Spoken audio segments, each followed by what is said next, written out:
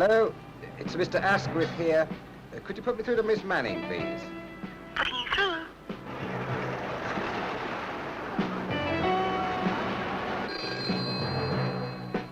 Sales? Steve, do you want me to send a samples list for Coleman's direct or give them to you now? Top one to accounts, copy on my desk, and I'll sign in a few minutes. Brenda, have you started on that Nottingham job yet? Oh, now don't tell me. You're kidding. Brenda, would I kid you about Nottingham? They make enough bad jokes themselves. Now, here's one that'll make you split your sides. They've changed the order again. Do you like it? Alex, old son, that selection for carters. Could you double up on that one? It appears that ladies are guilty of going bananas for the covered up look. Cool recipe. Pity. Alex, you're in danger of turning into a dirty old man. I couldn't get you cheese. You have to make do with corned beef. Oh, thanks, Susie. Well, would you believe it? It's lunchtime.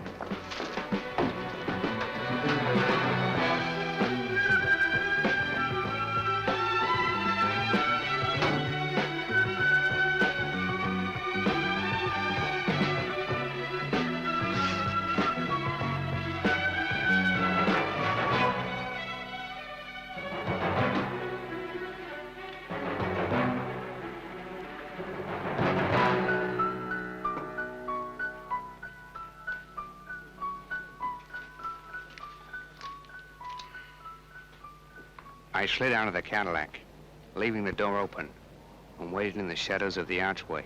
There was no sound. The place was as quiet as the Sahara, except that suddenly I heard a low musical chanting. Then a woman's figure appeared at the foot of the staircase and slipped across the yard into the light. She was something to see. Hello, dispatch. Is that dispatch? That's right. Oh, it's Miss Manning from sales here. Can I come down and talk about an urgent problem? Well, it'll cost you. It's my lunch hour at the moment.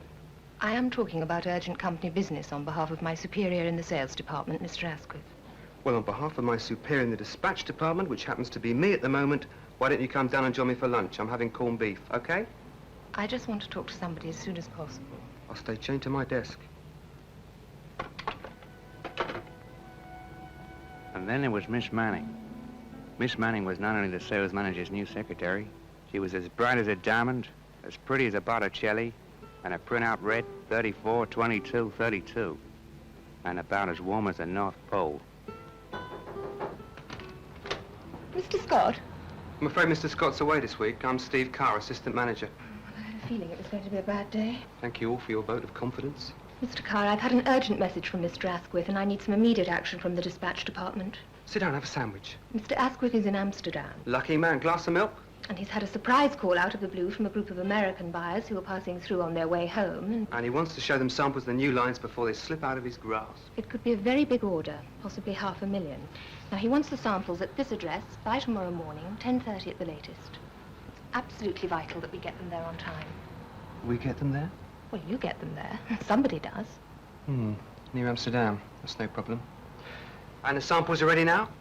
No, well, that's the point. The workrooms tell me they won't be ready until 3 o'clock. Mr. Carr, I know it's lunchtime, but don't you think we should start ringing round and alerting people now? I was given to understand this was rather an efficient department. Miss Manning, I don't mind jumping for hoops. I get paid to jump when the time is right to jump. And not when people panic and shout jump. Oh, I see. So what you're telling me is that there is no problem. I can quote you as saying there's no problem. Is that it?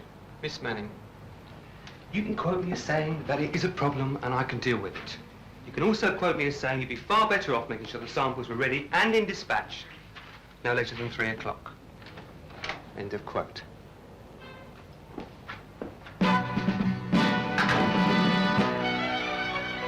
Deep down, I knew the kid was right. This was no ordinary life or death problem. This was a matter of profit or loss. This was the big one. There was only one way out. Data post.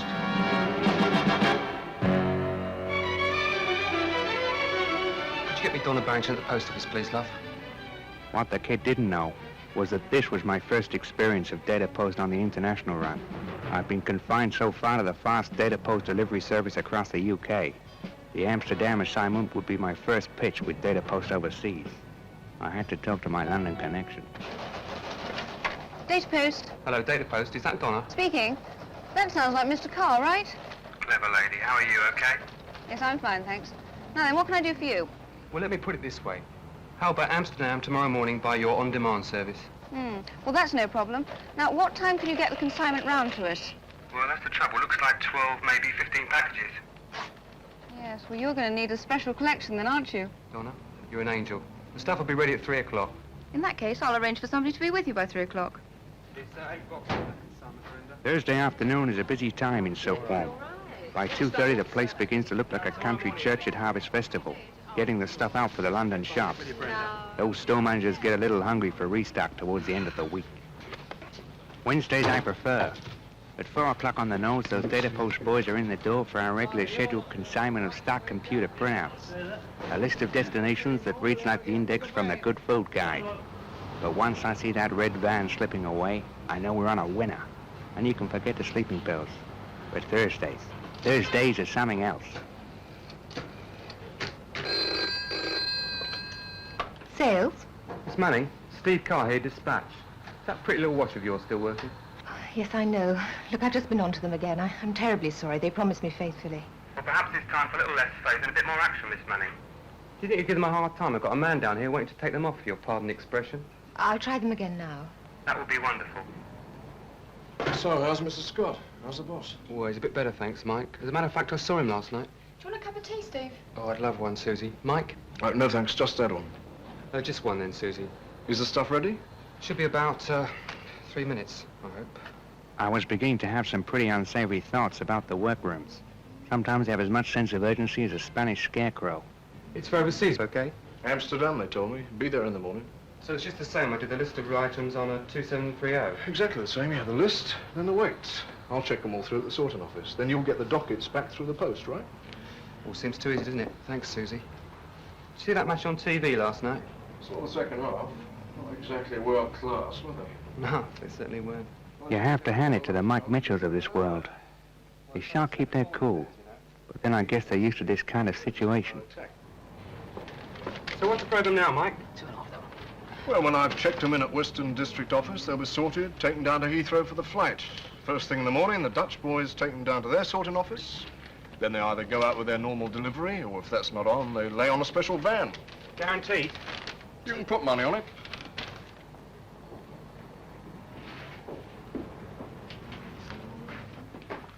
Oh, Miss Manning.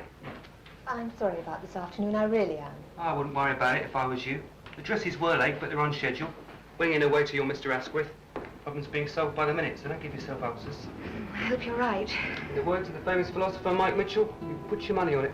Yes, well, you see, the trouble is... Trouble? Well, there was this phone call just now from the factory in Dundee. They need some patterns sent up there as soon as possible. You mean like tomorrow, don't you? Like tomorrow. Be there tomorrow morning. I'm afraid so. And the other thing... Oh, don't tell me. The patterns won't be ready till 4:30. 5 o'clock, actually. There was a young lady from sales. A Miss Manning. Or may I call you Miss Manning? You're going to make me a promise, aren't you? Yes, Mr. Carr. You're going to promise me, cross your heart, and hope to get the sack. You and your little package are going to walk through that door on the very dot of 5 o'clock, right? On the very dot of 5. I promise. Better this time? Much better. You're learning. Address. Address. Susie! Data post. Is that the secret ingredient? Not when you've worked in dispatch for 7 years, it isn't. Ah, Susie, could you knock out that post back for me? Okay. Smash it. So how does it work? Have you finished work for the day? Have you just resigned? I finished, but then I did start at 8:30. Oh, well, it's all right for some, isn't it? I tell you what, why don't you and I walk down the road to the post office, and I'll tell you about the secret ingredient. So on the way, I started to give her the lowdown on the contract.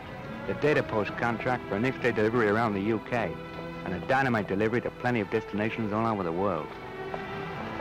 So what's the D for? Well, the data post service works in 2 different ways. At Siltwood, we use both. There's the regular service, in our case, every Wednesday. And then there's another system for the sudden demand. You got it. Data Post D is an on-demand service for the one-off, unexpected job like this one. I mean, all you've got to do is get it to Data Post people during normal working hours, and they do the rest. So it's quite separate from the normal postal service. Absolutely. And there's a Data Post team to check it through individually at every stage of the journey. Yeah, sure. Cheers. I like it. Must cost a fortune. Do you think a council would approve it if it did? Don't worry, we've done our homework on that one. Thanks. I think after that we deserve a drink. That's a nice idea. I could see already that the kid was impressed. A plan was quickly building in my mind. I figured we had completed our part of the contract with Data Post. It was 5:30, so I threw out a line and she took the bait. We picked up the Mercedes and drove downtown to a riverside pub. On the way, I began to fill in some of the details she wanted to hear. I painted pictures of trucks carrying the packages across town to the Data Post sorting office, and pictures of the sorting and bagging for a whole rainbow of destinations.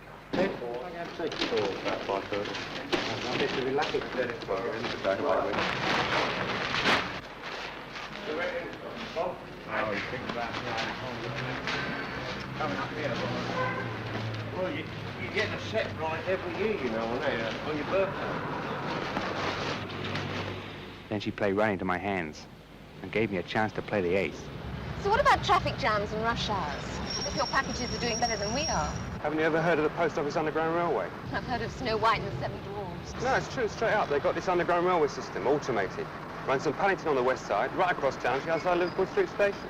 Had it for years. Stops at about 7 different places on the way. Sorting offices, stations. Trots along all through the night while we're sitting in a mire dying for a drink.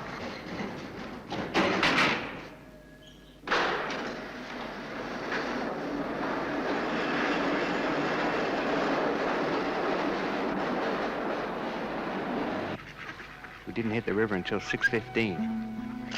But the pub turned out to be very peaceful. For a while, Miss Manning was silent, watching the water. I didn't know whether to thank Data Post for bringing us together or to curse it for monopolizing the conversation. So I settled for the first version and fell to thinking about the Data Post boys who right now will be getting the consignment across to the station for the Scotland run.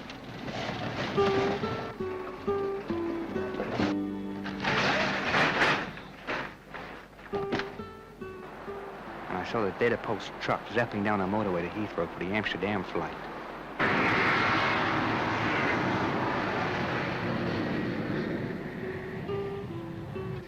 How come you know so much about Data Post? Well, I looked after the UK business for Scotty for some time now. And when he retires, well, I'll look after the lot. Promotion? Everything's possible. Are you ambitious?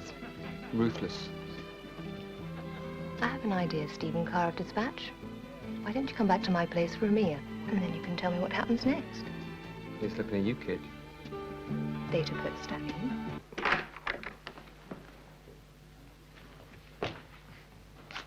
Help yourself to a drink. Oh, and put some music on. Dinner will be about an hour, all right? Oh, that'll be wonderful. My father used to tell me, Stevie, never change horses in midstream, especially if you can't swim. So I put some Mozart on the player, helped myself to a couple of fingers of scotch, and decided to play for time. Steve, old son? So what does happen next? Well, I'm not sure if I ought to tell you anymore. Do you know, I once met a man in Canterbury who fed his cat on malt whiskey 3 times a day. I wouldn't be at all surprised. Not many people know that. But you made me a promise, Steve Carr. The truth about Data Post, remember? I gave the kid a quick lowdown on the next stages of our consignments. Well, The sorting of the Dundee packages in the Data Post coach leaving from Euston.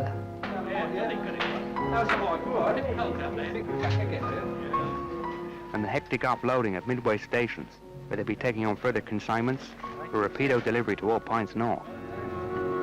That's marvelous. Also, I hit her with a quick picture of the sorting and loading action at Heathrow for the Amsterdam delivery.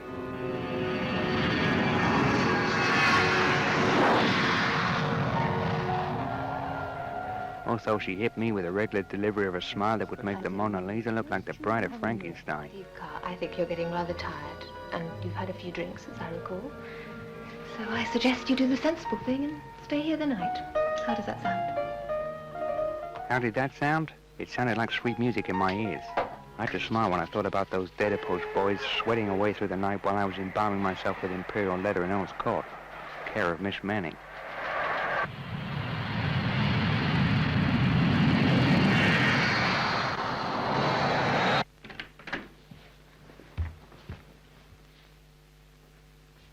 Hope you're going to sleep on there, all right? I can't think of anything nicer. Oh, and I've set the alarm for 7, so we can be sure of getting into the office early. Good night.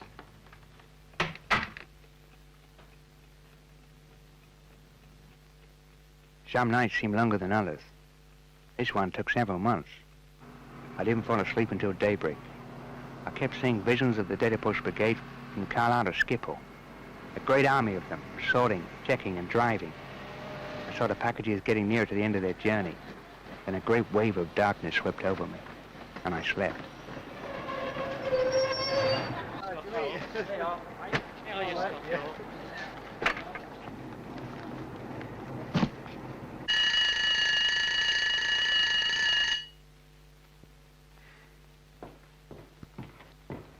Good morning. Coffee?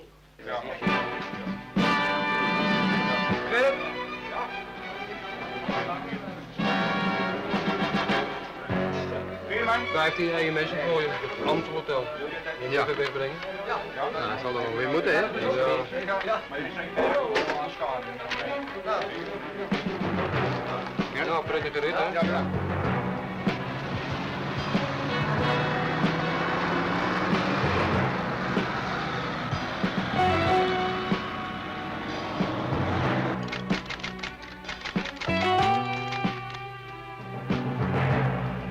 Don't worry. That's it, that's great. Okay.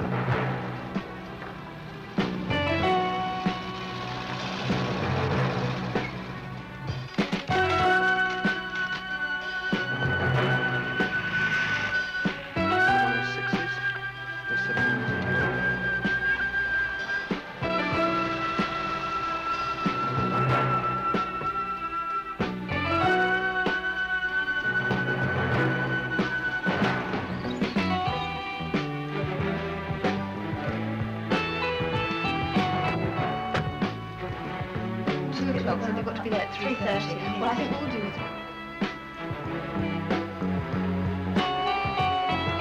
That waistcoat, I'm not too sure about that stone. That's a different stone. Oh, yeah.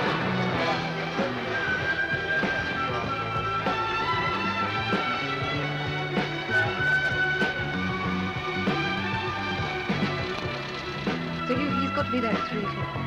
Yes, he'll do. And I feel...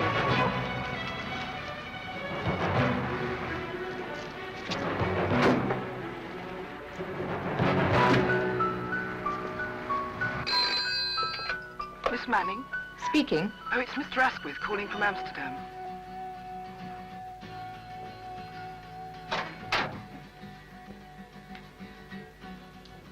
Mr. Carr, you guaranteed me those packages would be there on time. According to my crystal ball, Dundee by 9 o'clock. 9:10, actually. Amsterdam by 10:30. 10 o'clock, actually.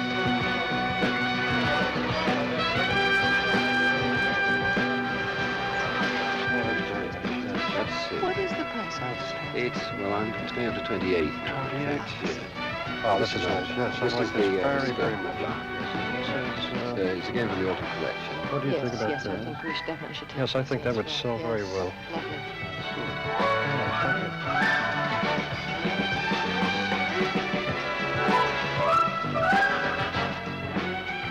So, It's been a pleasure doing business and with with you, and I hope it won't be the last. I hope so too. Well, let's make sure it is.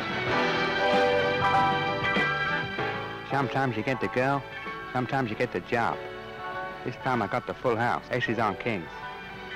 A few weeks later, poor old Scotty had to retire.